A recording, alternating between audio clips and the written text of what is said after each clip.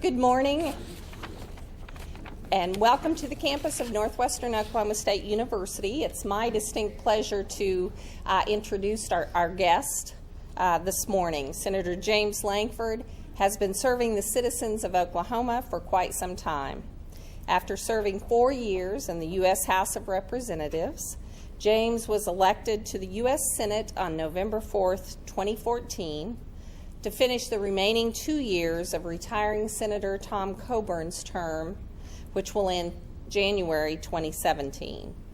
James serves on the Committee on Appropriations, the Committee on Homeland Security and Governmental Affairs, the Select Committee on Intelligence, and the Indian Affairs Committee.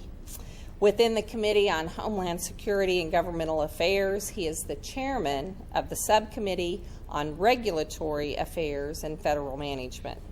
Additionally, James serves on the Senate Republican Whip team for the 114th Congress.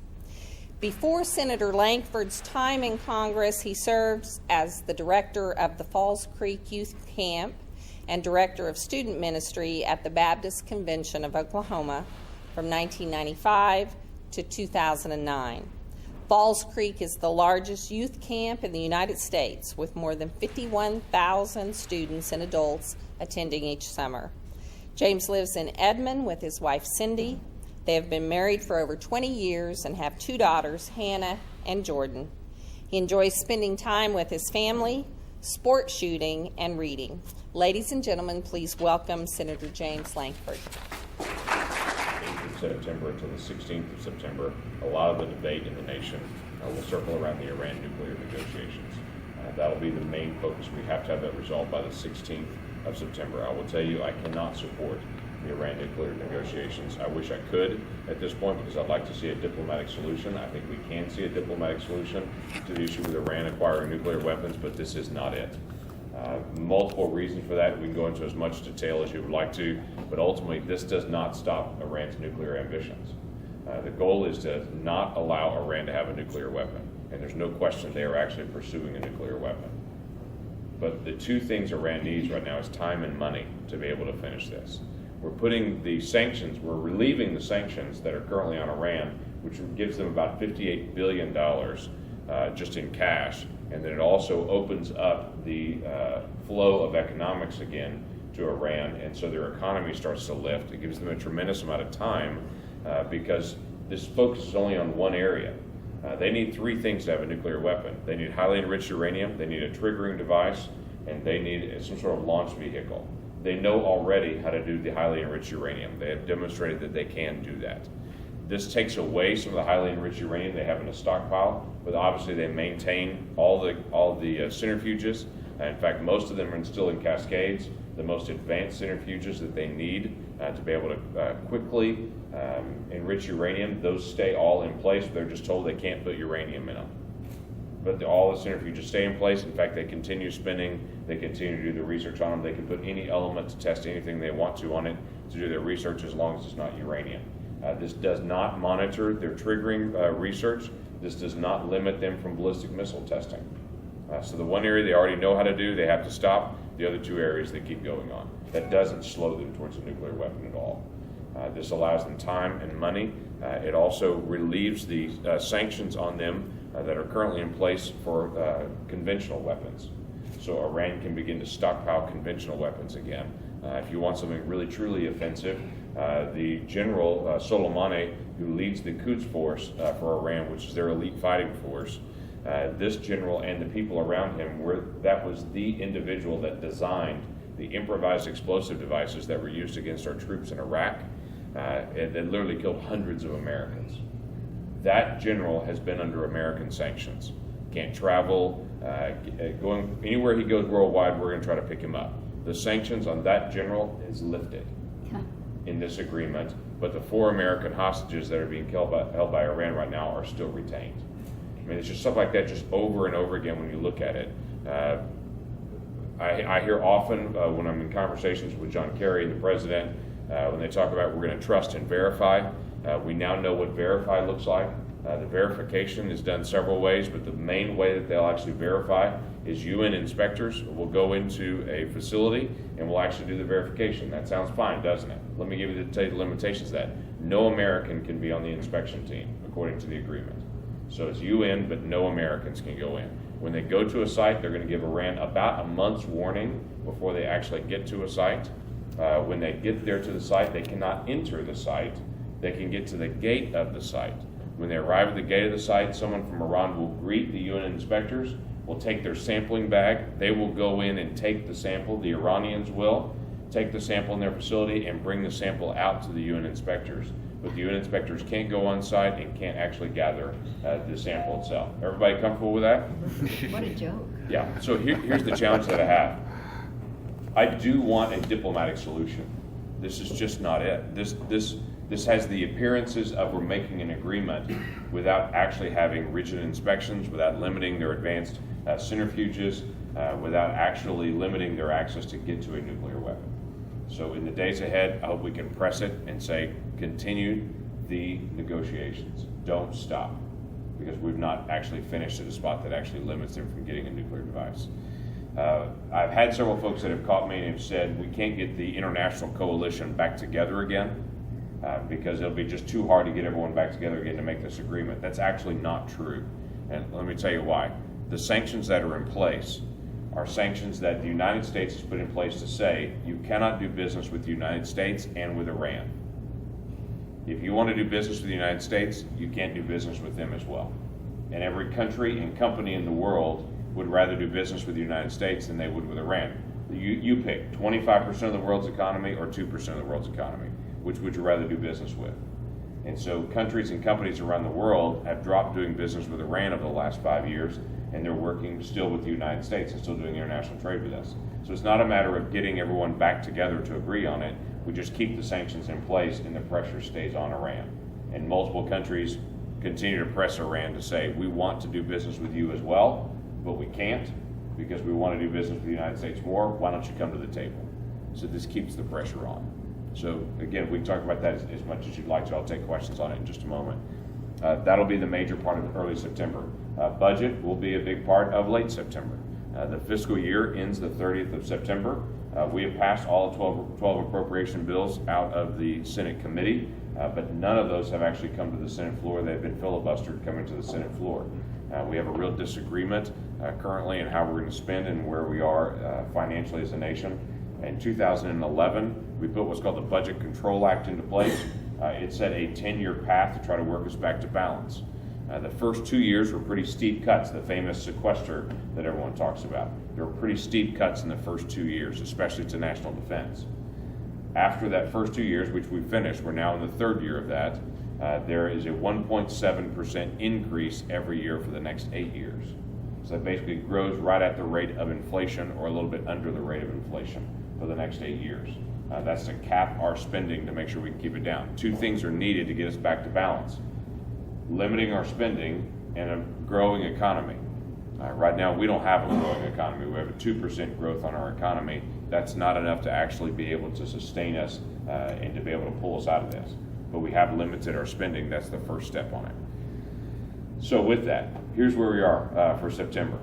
We have said in passing all of our appropriations bills, we're going to continue to do the 1.7% in all other areas of the budget, but instead of doing 1.7% for defense, we want to do 3% for defense and for national security. The reason for that is we are still a nation at war. We are still a nation that's facing very serious issues, and day to day we have kinetic activity. I asked somebody yesterday on this, let me ask you as well. How many sorties, military sorties, flights, did we fly over Iraq and over Syria in the last several months? Anyone want to take a guess? How many military flights, military sorties have we done in the last several months in Syria and Iraq? Gotta have a good guess here. 60. 60? Okay. We've actually done 51,000. 51,000 sorties. We're dropping about 25 to 30 of those a day are doing actually munitions drop.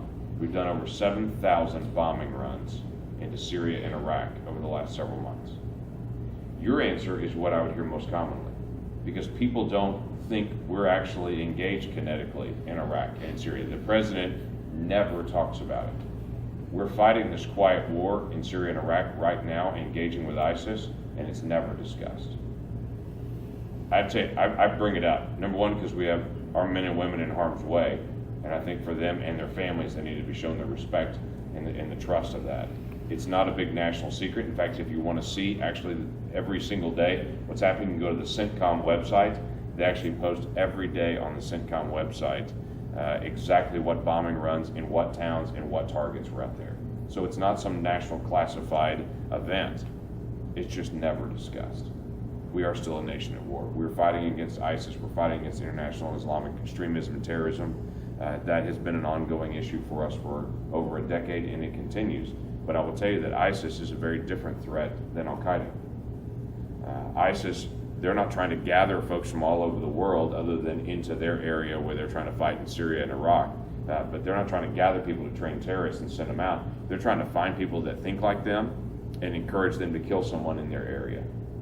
It's a very different strategy. So they're on social media, they're extremely active in that area, and they're constantly looking for someone who thinks like that. That's how they end up with someone leaving from Arizona several months ago to drive to Garland, Texas to go shoot up a cartoon drawing contest of Muhammad. Because that had come up on the media that was happening, they started encouraging people from Syria and looking for some American that would actually go to be able to have that attack.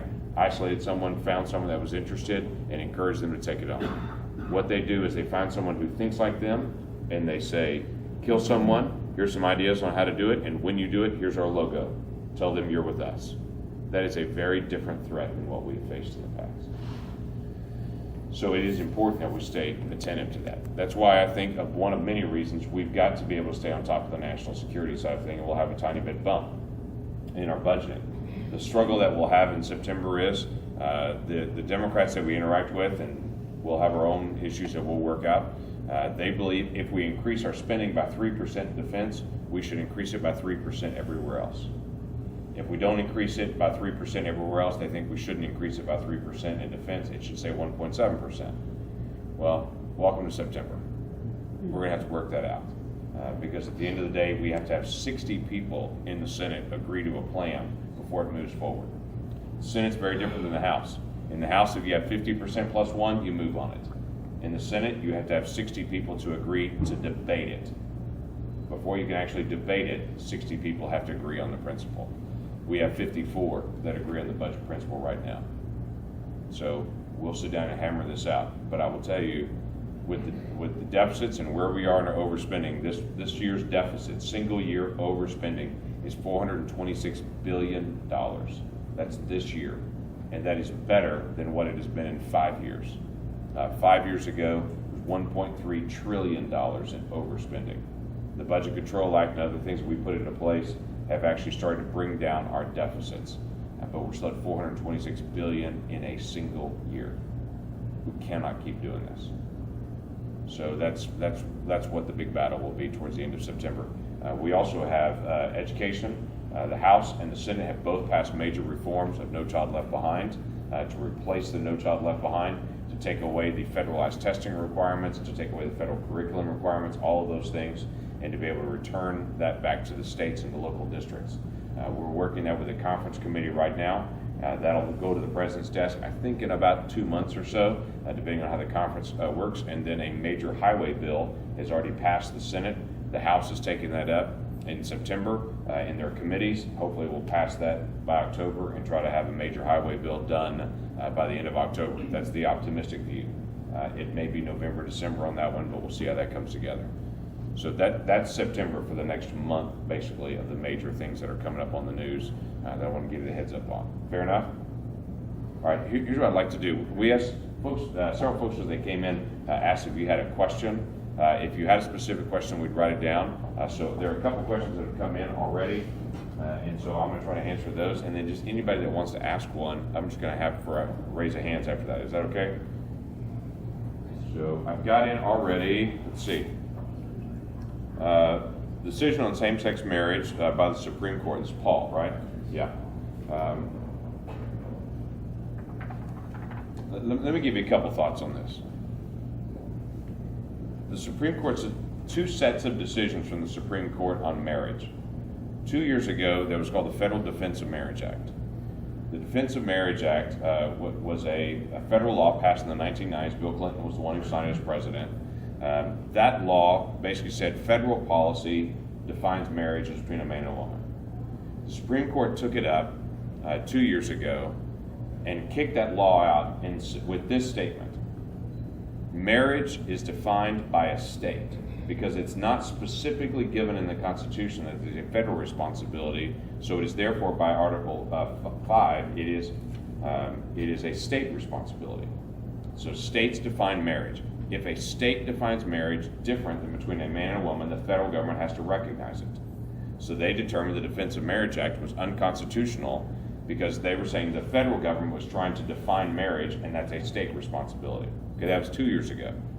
And then last summer, they reversed their previous decision and said, no, marriage is actually to be defined by the federal government, and here's why. So they gave one decision 2 years ago that marriage must be defined by the states, and then last summer they said, no, marriage must be defined by the federal government and can be defined by the federal government. This was in such conflict between the two decisions that the Chief Justice of the Supreme Court actually wrote in his dissenting opinion on the gay marriage decision, saying people may celebrate this decision from the Supreme Court, but they cannot celebrate the Constitution because this decision has nothing to do with the Constitution. It was a very stark statement, saying basically the five justices that approved gay marriage did not do it consistent with the Constitution and with the law. That, in fact, one of the other dissenting opinions basically said 5 lawyers in black robes just changed the Constitution. So here's the challenge on what happens now and what's coming, because what was left silent in their decision is now increasing in volume.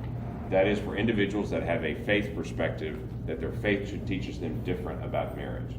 What happens in that situation? So we have a Christian university, for instance, that's in Oklahoma, that has closed down their married student housing because they've already had individuals come and apply to come at school and demand that they get access to married student housing. What that is inconsistent with the faith tradition of the university. So the university, knowing that multiple lawsuits are coming at them, has shut down their married student housing. Well, it's obviously a big issue for married students that are at the university, that they've just lost housing as well.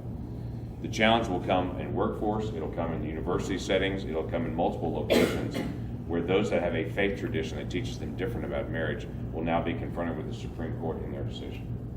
So there's a lot that's coming on this in the days ahead. Now, I would tell you, I'm a person that believes that every person is created in the image of God and every person has value and worth. Every person. There are people that I disagree with decisions that they make in their life.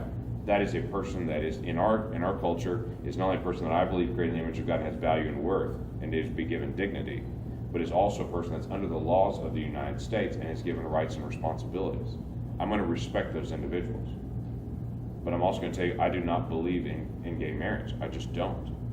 That's who I am, and that's my faith tradition as well. So now we as a culture are trying to figure out how do we balance between the two and what happens in the days ahead. The court decided a decision on Roe v. Wade on marriage with a very similar style of decision making. At that time was very, very controversial. Now 40 plus years later, the debate on abortion still continues in America. That has not grown quieter. In fact, there are more people pro-life now than there were 40 years ago. So that trend continues to head that direction. My concern is that 40 years from now, this will still be a large debate and will still be very divisive because of how the decision was done. Several of the dissenting judges came back and basically said this should be settled state by state, and was already being settled state by state, as multi-states were determining how this would work within their state and within the laws of their states. And it was on the move. Multiple states had already had a vote. That's really the way that it should have been resolved long term. But it wasn't. What issues should be at the front of this presidential race? Okay. Are you saying that we're not talking about the issues in the presidential race? I can't believe it. When the main issue of the day is Trump, does he actually have a toupee or not? We might have deviated from the real issues of the day, I would say. I would say that the main issues that we need to be there is obviously deficit. It needs to be national security and defense. What direction are we going to go as a nation? Because this does affect not only our future, but our sons and daughters that are in harm's way. It should be immigration. Immigration obviously has been a major part of the debate, but it hasn't had a lot of substance. So that, I think, should be a major part of the debate. Economic activity, what happens to actually engage us. I think the social issues are a part of the national debate. It's interesting to me, multiple people say we should stay away from all the social issues in the debate, and I always smile and say that's what everybody talks about all the time. Why should that not be in the political conversation when it is in a normal conversation that happens as well, day-to-day life? So I think that should be a part of the national conversation because there are real issues that are connected to it. And then education. I think will be a major part of what we're trying to accomplish nationally. What is the national role on education? Let me throw one more in there as well. And I don't know who asked the question. You can do any kind of follow-up on it you want to on it, but I think it should be energy policy, specifically right now with the export of oil. We already do the export of natural gas. We already do the export of coal. We can export diesel fuel. We can export unleaded gasoline. We can export condensates, but we can't export oil itself. Well, that's silly. There's only 2 countries in the world that cannot export oil worldwide, Iran and the United States. Iran, because of their sanctions, obviously, which the president spent the last year trying to lift the sanctions on Iran. Then it'll be only at the end of this, if we lose that vote on Iran, there'll only be 1 country in the United States that can't export their oil worldwide, us. Let's fix that. We should be able to do that. We should be able to sell oil here in the United States at what's called West Texas Intermediate price level, but also sell it internationally on the Brent price, which is slightly higher. So we can actually get people working in that job area. So we'll see in the days ahead if we can get that worked out. All right, what other questions do you have? Yes, ma'am. In the bill that you introduced about defunding Planned Parenthood Yes, for ma'am. a year until all are investigated, where would you allocate those funds? I would allocate them to the community health centers. They're scattered around. In our state, we have about 60 of them. To give you a perspective, there are 4 Planned Parenthood facilities in Oklahoma. There are 60 community health centers that are here in Oklahoma. Those are folks that are targeted typically towards trying to reach those that are in poverty and try to provide basic medical care. They are primary care physicians, they are contraceptives, they are sometimes basic dental care, but they're scattered all around our state. And that's where I've actually moved the funds from one to the other. It's no big secret that I'm very, very pro-life. I just believe if it's a 16-week-old baby, has 10 fingers, 10 toes, a beating heart, unique DNA, developing lungs, liver, kidneys, that sounds a lot like a baby to me and a child. That's not just random tissue. And so I've tried to encourage us again to look back again at that child and to say, maybe this is not just tissue. I've said to several folks on the Planned Parenthood side of things, if they're selling human body parts, by definition, they had to come from a human. So where are we losing track about this? Yes, sir. Thank you for your stance on that Planned Parenthood and your research that you've done to alleviate some of the issues that are connected with that. As a farmer and rancher in the area, I'm concerned about the waters of the United States and the overreach of the federal government. A little bit confusing what they did the other day when some judge granted 13 states immunity from that, or at least a reprieve for a little while. That leaves the rest of us, we wouldn't want a part of that. And it appears that they want to control every drop of water that lands on my property. They do, actually. That would be why it appears that way. So let me give you some background on that for those that are not following this issue. 40 years ago, the United States passed a law called the Clean Water Act. There's no question we all want clean water. Okay, that's not in debate. There are some areas of it. One area specifically, we're talking about EPA's authority to manage navigable waters of the U.S. It's very clear. So if I were to say to you, what's a navigable water of the U.S.? I think we could agree it's something you can put a boat in and move from point A to point B, right? That's a navigable water of the U.S. The EPA wants to redefine a navigable water as any water that can get to a navigable water. That's very different. And that's not what the statute actually says. The statute says navigable waters of the U.S. So the EPA has put out a new rule trying to define where their boundaries are to actually be able to require permits for construction, for instance, and how far that touches about what is now the new definition of navigable waters. This is such a contentious issue that the Army Corps of Engineers that would actually have to do the permitting in April wrote a letter, their attorneys of the Army Corps of Engineers wrote a letter to the EPA saying this is not legal. What you're proposing is not consistent with the law, and you're going to make us have to do the permitting on it. We don't want to do the permitting on this because of all these reasons. And they dictated out section after section where this is not going to hold up in a court. But yet now they're actually trying to implement it. In fact, today is the day that they're trying to actually implement the waters of the U.S. What happens with this? In the congressional side, we have taken the appropriations process and have cut funding from EPA to try to implement this rule. We've already passed that in committee. That's one of the bills being filibustered currently in the getting to the Senate floor. We'll have to fight our way through this as well.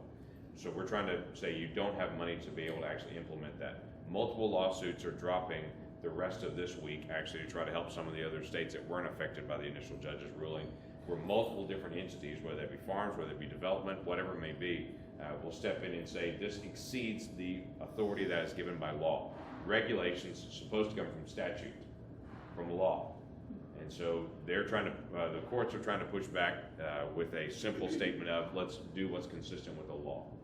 And then we have multiple hearings going on in the Senate and in the House in the next several weeks to try to bring the EPA up, including I've got the EPA next week in front of my committee that's on regulatory affairs. So this will be a pretty noisy conversation. But I will tell you, they can't just redefine what is a clear definition. The Corps is going to say it needs a good definition, but this is not it. So yes, we're working on this. I would tell you, I chair the Regulatory Affairs Committee in the Senate. That committee, we deal mostly with the process of how they put regulations in place. Notice and comment. EPA has been an expert at trying to expand past what their real definition is for a lot of these areas. They have had several things, including this waters of the U.S. They'll talk about, well, we release this out to notice and comment. Here's how the EPA is doing it now. They will contact the Sierra Club, Wild Earth Guardians, different environmental groups, and will send out a note saying we need support for this new regulation we're putting out. Notice and comment is supposed to not be about gathering the support. It's supposed to be about saying, here's a rule we're proposing. If anyone has a question about it or thoughts about how it could be improved, submit those. Submit your thoughts. Submit your ideas, because here's the rule, because we're supposed to be a government of the people, by the people, for the people, right? That was originally the design of this. So notice and comment was written in what's called the Administrative Procedures Act to say every time a new rule comes, come submit your ideas. What should change on this? Instead, EPA now has started, when they do a rule, they will contact the groups that are partial to them. Those groups like the Sierra Club will send out a blast email to all of their members and say, the EPA is standing up for us. Click here if you like clean water. So individuals get that email, they push the button. That button actually redirects them and sends an email from them to the EPA saying, I stand with you on the Clean Water Act and on the new aspects of it, stand for clean water. Then EPA will come out and say, we had 6.5 million people tell us that they love this rule and only 10,000 that said they don't like it. So of course this is a great rule. Look what a great rule it is. Well, if you look at all the details of those emails they get, they're all the same. They're all from these outside organizations, and they don't even tell. They're not notice and comment, is what I'm telling you. There's somebody clicking an email that came to their house saying, I like clean water. Well, so do I. But that doesn't mean it's a notice and comment on a rulemaking and giving details back on it. This is not some popular vote about whether we should have the EPA do this. It's about following the law. So we're actually bringing the EPA up to say, what is this? This is about trying to push things over on the American people and try to say you have support on it, when it's really not support on this. It's just for clean water, and who's for dirty water? Anyone want to vote for dirty water? That's not the goal. So we're going to try to work on this, but it's going to be loud. What else?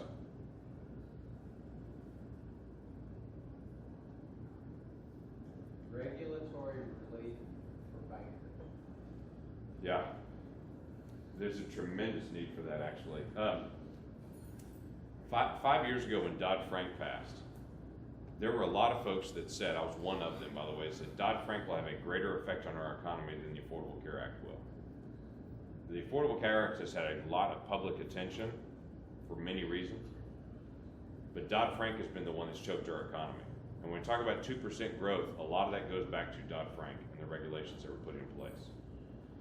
Let me give you an example. Elizabeth Warren and I had this conversation just about a month and a half ago. We're talking about some of the banking regulations. Since Dodd-Frank passed 5 years ago, only 2 banks have opened in America. Let that soak in. 2 banks have opened in America since Dodd-Frank passed. It has stopped new bank development, and what's happened is smaller banks have been gobbled up by larger banks because the compliance cost is so high now for banks that smaller community banks have a very difficult time surviving because they have to hire so many new people that aren't taking care of customers. They're taking care of paperwork in the back office and compliance stuff for the federal government. It's also dramatically changed how you get home loans. The qualified mortgage restrictions on it, many banks in Oklahoma have just walked away from saying we don't do home loans at all anymore, which has made it very difficult in rural America to be able to get a home loan. And banks that have done business with families for years now are having to explain to families, I would love to continue to do business with you like I did with your dad and with your mom and with your grandparents, but I can't anymore because of the Dodd-Frank regulations that have been passed on it. I can no longer do that kind of loan anymore because of who we are as a community bank. I can go on and on about the major issues. Something called the Consumer Financial Protection Bureau, which sounds like a great name. It's actually a 4th branch of government that was created by the Dodd-Frank institution. Everything that the Consumer Financial Protection Bureau does, another agency already does. Everything.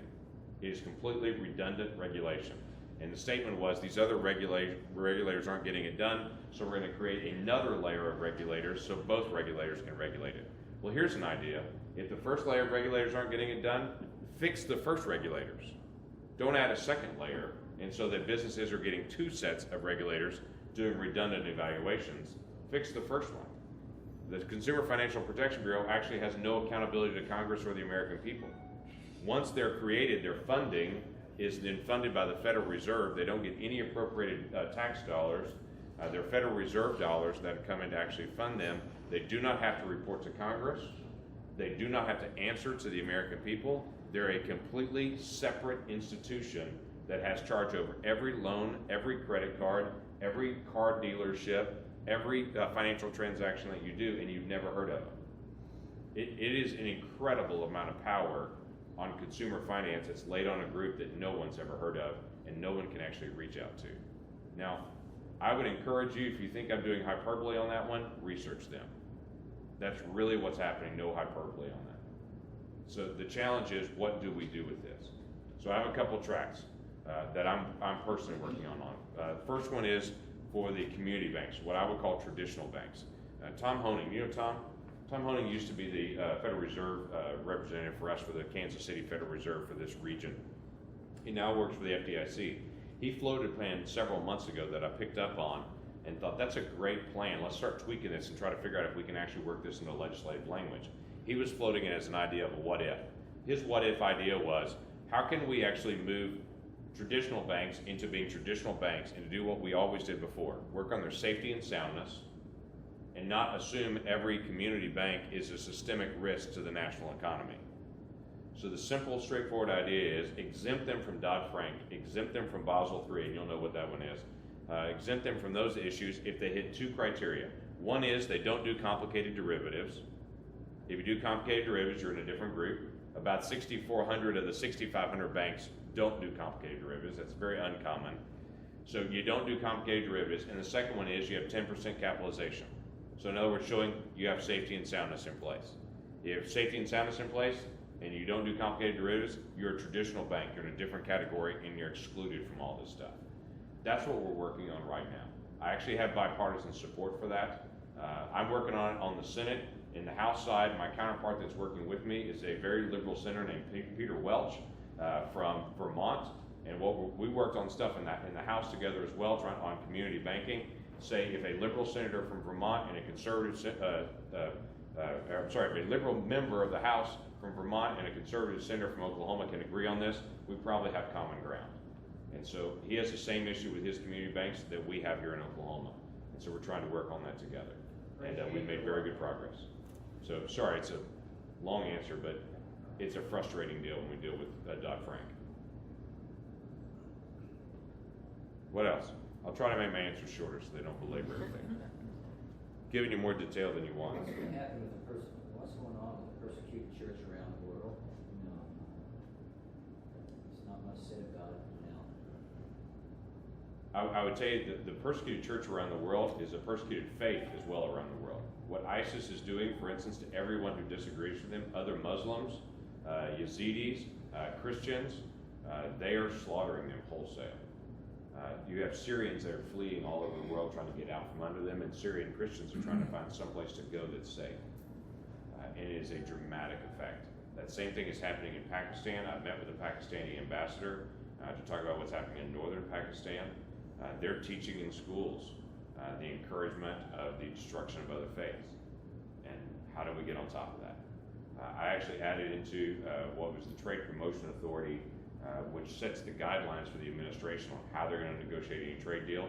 For the first time ever, they will now have to also include religious liberty issues into any trade negotiations. That's never been there before. I had that added into the negotiation structure, and so that has to come up because we have countries like Vietnam that want to do trade with us.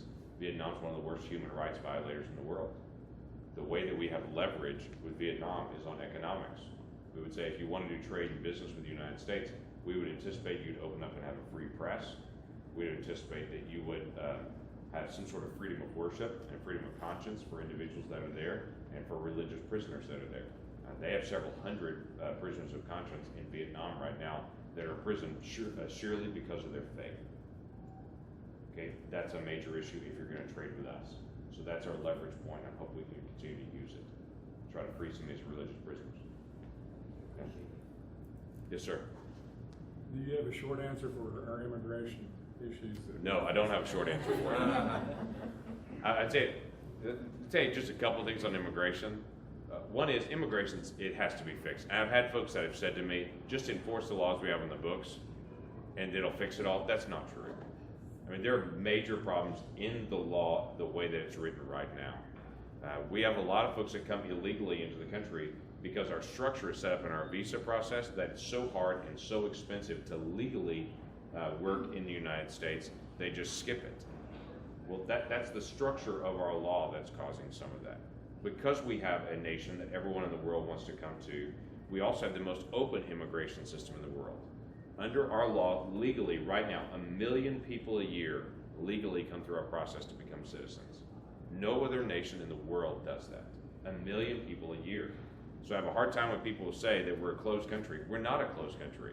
It's just extremely complicated to actually go through the process and very expensive to go through the process. So I see people, again, as I mentioned before, I think every person has human dignity. Every person has the image of God placed on them. And so I look at people differently. I don't disrespect folks that are here illegally. I don't speak down to people that are like that and try to belittle them. But also anticipate that we are going to have clear laws on immigration and we're going to follow the law on immigration. We're going to have better border security. That can be done. We're currently not doing it. We have to have a better visa process that actually you can work through the visa process and actually get that accomplished. That can be done. We need to be able to have the process for people that have degrees here in the United States that come from around the world and then get a terminal degree, a master's or a PhD here, want to be able to stay on at one of the companies that are here. Why would we not want to have most of those folks here in the United States continue to prosper what's happening in the United States, do their research, do their patents here, rather than come and get their education here and then go back to the other side of the world and compete against us? Why wouldn't we want them to be able to win here in the United States, continue to benefit for the best nature of our nation? So there's stuff that we can work out. The challenge right now is the president has threatened to veto for any individual segments. Like 2 years ago in the House of Representatives when I was there, we passed a high skill work visa major reform. We passed that, bipartisan support. The president immediately threatened to veto and said if we don't do everything on immigration, we'll do nothing on immigration. Well, we're stuck then because we're going to try to take it a piece at a time. The biggest reason for that is the American people want to see everything in immigration. Every time you talk about immigration, one group starts screaming jackbooted thugs taking out Latina grandmothers in their homes. The other group starts screaming amnesty for everything. And it gets so noisy that I think it's extremely important that we pass immigration a section at a time so everyone can see it, everyone can debate it, and our country can say, yep, that's the direction we need to go. start with the areas we agree on, and then start working on the parts that are harder and harder. And I think the area we agree on, in common agreement, is border security. So start there. Is that short enough? Sure. Okay. Yes, ma'am? I don't understand, since legal immigration is a federal issue, why certain cities can declare themselves amnesty cities. So they're just declaring themselves sanctuary cities, Yes. basically saying our law enforcement won't cooperate with federal authorities on trying to be able to turn people in. So if they pick someone up for a crime, they also determine that they have that they don't have legal status here in the United States. They're basically not turning them over to ICE, and they're just processing them for a local crime in their county or their city, and then just letting them back loose without contacting the federal government. Basically, they're opening themselves up to say, if you come here illegally and our police force picks you up, they won't turn you in. And so people flee to those, and they call them sanctuary cities. They're intentionally circumventing the federal law on immigration. And those cities are reaping the consequences of that because they become lawless communities in those areas.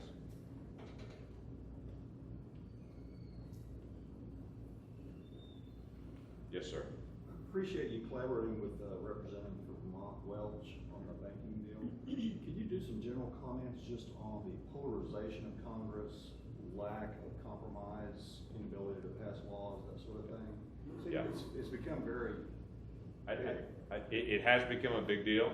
I do think that there's some areas, the politics, people talk about the politics have never been worse. I encourage them to go talk to the history professor here at this great school and chat about presidential elections in 1800 and 1804 and 1826. There have been a lot noisier elections than what we've had recently that are really, really contentious. So politics have always been rough, but the collaboration among parties, that has been different in the past, where you look for what I'd say is not compromise, but common ground. I don't encourage anyone to compromise what they believe. I'm not going to compromise what I believe. But I do have moments that I'm going to try to find common ground and say, how do we get that? Because I think that's extremely important. So I'm trying to lead differently in that area. The committee that I chair, for instance, we function as a committee very different than most other committees and how they function. We function in a collaborative method. We have, instead of just structured times where you get your 5 minutes and I'm going to cut you off, we have a lot of integration on the dais where we actually integrate back or talk back and forth on different issues, talk with the witnesses, disagree with each other, and have a more open conversation. That may seem normal, it's actually freakishly weird there. Because the typical structure is you get your 5 minutes and then you're done, and you don't get any interaction after that. That completely kills all collaboration together as a committee. So I run my committee different, and that has been noticed pretty quickly there. The other thing that I do is I work a lot with the Democrat member of my committee. Her name is Heidi Heidkamp. She's from North Dakota. We have some common ground areas, energy policy, a lot of the regulatory issues. She also has a very rural state, and so we talk a lot about banking policy, and we're working together on the regulatory affairs to see what we can do. We've launched something together we call the Cut Red Tape Initiative that she and I work on together. The Cut Red Tape Initiative is a national focus of where can we identify regulations that are choking out businesses and family farms and everything else, to try to identify those regulations and then just start to answer them one at a time. So we have 3 bills that she and I have worked on together that we're dropping in September on regulatory affairs, and then we have a hearing coming up together next week on what's called retrospective review, forcing the agencies to look back at the regulations they already have on the books and finding out if any of them are out of date, are no longer effective, and let's get rid of them. So we're working through with those agencies that process. So it's nice and slow and tedious. By the way, they're already required to do that retrospective review. They just don't do it, or they do so few. Department of Labor is one of them that'll be in front of us. They have 676 rules in the Department of Labor total. This last year, they reviewed 4 of them and said that was their retrospective review. On current pace, they'll finish their review in about 125 years. Okay, I think that might be too slow of a review. So we're trying to help push, see what we can do. But yeah, this is a modeling issue, and it just kind of depends on the goal of the person that's elected. When you get to DC, it's an incredibly frustrating place. Progress is very slow, and so I'll tell you, many of the members there shift to doing politics because that's very fast and very exciting. Politics is much easier than policy, by far. Policy takes a long time and a lot of collaboration. Politics is a snap. You can go get a headline, you can get on Fox News or MSNBC say the craziest thing of the day, you're out there. So it's easy to do that. And so a lot of people just get frustrated with how slow things are and just default to politics on both sides. It seems like the media is pushing for the polarization because, you know, Makes you good shake news. hands with somebody across the aisle and boom, you know, you're a traitor. Yeah. Oh yeah. Again, the polarization makes much better news than cooperation. One of the guys in DC that I met, he said the media never wants to have two people standing next to each other both doing this. They like to have one person doing this and one person doing this. That makes better TV. And I get it. You know, for instance, the budget stuff, that'll be huge news because it's very divisive. And we have very different opinions about how we get to a balanced budget or if we need to get to a balanced budget. Many of my Democrat colleagues don't believe we should balance the budget. And I'm not just making that up, we've had that conversation. They think $426 billion a year in deficit spending is about right. And their view is we have to overspend as a government to stimulate the economy to make sure that we're continuing to grow. I absolutely disagree. We have a philosophical difference on that when I'm trying to get us back to a balanced budget and they're trying to say 426 billion is about right, maybe too small of a deficit. They would say if we grew that deficit a little larger, we'd probably have a little more economic activity. So that's a different issue that we're going to fight over. But on the education bill, we had wide bipartisan support. Hardly anyone's heard of this education bill that we have because we had a lot of agreement. What else? We'll take one more question or so. Can we do? Yeah, let's take one more. How does the Keystone Pipeline help Oklahoma? How does the Keystone Pipeline help Oklahoma? Well, the Keystone actually would come from Canada and land right in Cushing, America. And so it would provide some jobs on the Cushing end of things. But it also provides us a stable flow of oil coming from Canada. It's about 800,000 barrels a day that would come from Canada. That would completely replace what we currently purchase from Venezuela, for instance. So it provides a greater energy independence for North America. My belief is the United States should get to energy independence. You get to energy independence first by being North American energy independence and then American independence. When you're American independent, that doesn't mean all of your oil comes from America. That means we can produce as much oil as we need, but we can also choose to go on the world market and buy it if we choose to as well. So my goal is to try to shrink our footprint down to get to North American independence for energy first. So we're dependent on pipelines. It's cheaper, faster, more efficient way to be able to move that energy. It's cheaper to actually get to the refineries, which provides us cheaper gasoline at the end of it. So that's the real goal for me. Now there are other pipeline companies. A lot of folks don't know, there are 19 international pipelines around the United States right now between Canada and Mexico. There's this assumption that the Keystone Pipeline is something brand new. There are already 19 pipelines like it. The Keystone's just the newest of those pipelines. Enbridge is another major pipeline company. They have pipelines coming from that exact same area of Canada into the United States, going into Chicago for refining or going to the Gulf Coast for refining. They're currently increasing the speed and capacity of one of their pipelines, and they'll have a pipeline as large as the Keystone is that they'll just do by increasing the horsepower going through their pipeline. So we're already buying that oil from Canada. This is not something new. This is about trying to limit what we're actually buying for the Middle East and providing a cheaper flow of oil to us, which reduces our gasoline prices, which helps all of us provide a stable gasoline. Right now, when we have to purchase a lot of oil from the Middle East, and there's a war in the Middle East and it drives up prices there, it makes our economy more unstable here. It'd be nice to have a stable price and a consistent flow in North America. That's why I think it's a big deal. Do you have thoughts on that? No, that's right. I can say that I would anticipate the president pretty quickly is going to turn down the Keystone. Now, he's made no public statements on it. I don't know how he's going to explain it when we already have 19 other pipelines. In fact, I spoke on the floor of the Senate just about a month ago about energy independence and specifically talked about the Keystone. I put up a map of the pipelines in America. We have 60,000 miles of crude oil pipelines in America right now. 60,000 miles. This is adding a 2,000-mile pipeline in the northern part of the United States. It goes from Canada to Cushing. Was there any truth to the rumor that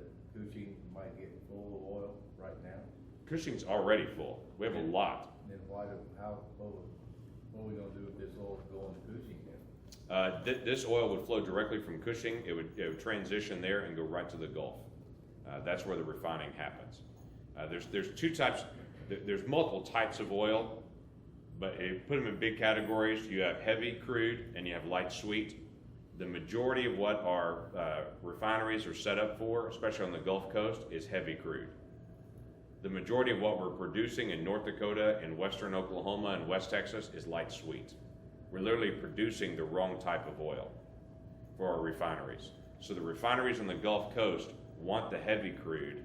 We're producing a lot of light sweet. So best case scenario, we're able to get this heavy crude, be able to send it to our refineries. They can continue to do their work at an inexpensive price. We take our light sweet and we sell it on the world market because Asia and Europe wants our light sweet more than our local refineries do. So if you fill up Cushing with, for instance, what's coming out of North Dakota, you're literally filling it up with a type of oil that most American refineries don't want to purchase, but a lot of international refineries do. So, but we can't export right now. According to the law in 1973, when there was a fear of scarcity, we can't export. Don't those two have to tie together? I would like for them to, yes, sir. I would. It would take about 3 years to be able to finish the Keystone. So if we can get ahead of that, I'd like to be able to open the exports as quickly as we can. Let me say this to you. I do talk to a lot of folks, and then we've got to run, don't we? Because we're heading to a meeting in Cherokee pretty soon. I do appreciate you coming, especially in an early time for a conversation like this. I hope this is helpful, be able to hear. Brooks Wright is right over here, dapper gentleman in the tie. He's the Northwest Field representative for me. You will find him all over the area, showing up at different events. When I'm in DC so much for 11 months out of the year, Brooks is around the whole Northwest area just to get a chance to meet folks, listen, to be able to talk. So as something comes up, make sure that you've got his phone number, and so you can get a chance to connect, and to make sure if there's something that we need to do, that we can certainly help do that. I'd like to say two other things quick to us. One is a thank you to the university. I really appreciate you hosting this and pulling this together, for the leadership, for what the university is doing here, and how y'all are engaging with the community in the region. And you need to let us know what we can do to help stand with you on this. The second thing is, I have a lot of folks that catch me and say that, when are we going to solve the problems in America and DC? And I typically smile at folks and say, America's problems don't get solved in DC. America's problems get solved in America's homes. Our homes and our churches and our communities solve the issues. DC reflects who we are as a culture more than we want to admit. And folks get so frustrated at DC, and they look at what DC has become, and I say, DC is the mirror to America. That's really who we are now. When we send representatives from all over the country, you look at that and say, that's who we are. So the way to change that is to change who America is. Not to ask DC to change America, but for America to change DC, if that makes sense. Amen. What it's supposed to be in the first place. That is exactly what it's supposed to be in the first place. So my challenge to folks are a couple of things. One is, take great care of your families. That is still the anchor of who we are as a nation. When we have stronger families, there's less need for strong government. We'll always have a need for government. We set that into place in 1789. We have a need for government, but government needs to do its job and stay in its lane. When we have stronger families, there's less need for government. Right now we have a high need for government because our families are collapsing, and government is trying to step in and undergird children, undergird families that are falling apart, undergird all the different social issues that are really family issues. So government's rising as families are collapsing. The only way to turn this around is not to try to cap government, it's to try to help families rise. So if as we commit to our families and doing that well, that shifts a nation. So can I encourage those of you who are older to mentor young families? They need help. Most of the role models they see on TV are not healthy role models for families, to say the least. They need good, solid role models for here's what family life can look like, and here's the benefit of a solid, committed marriage with stable environment for children. That turns a lot of things around. No judgment on this for any family. I grew up in a divorced family. I get it. But the dynamics are so different for a culture and for a community where you have solid families that are in the middle of it. So as a gift to the nation, love your spouse and your kids and allow them to be in a stable environment and mentor younger families. That'd be a tremendous asset in the next generation. through your church, through your communities, just neighbor to neighbor. Makes an enormous difference.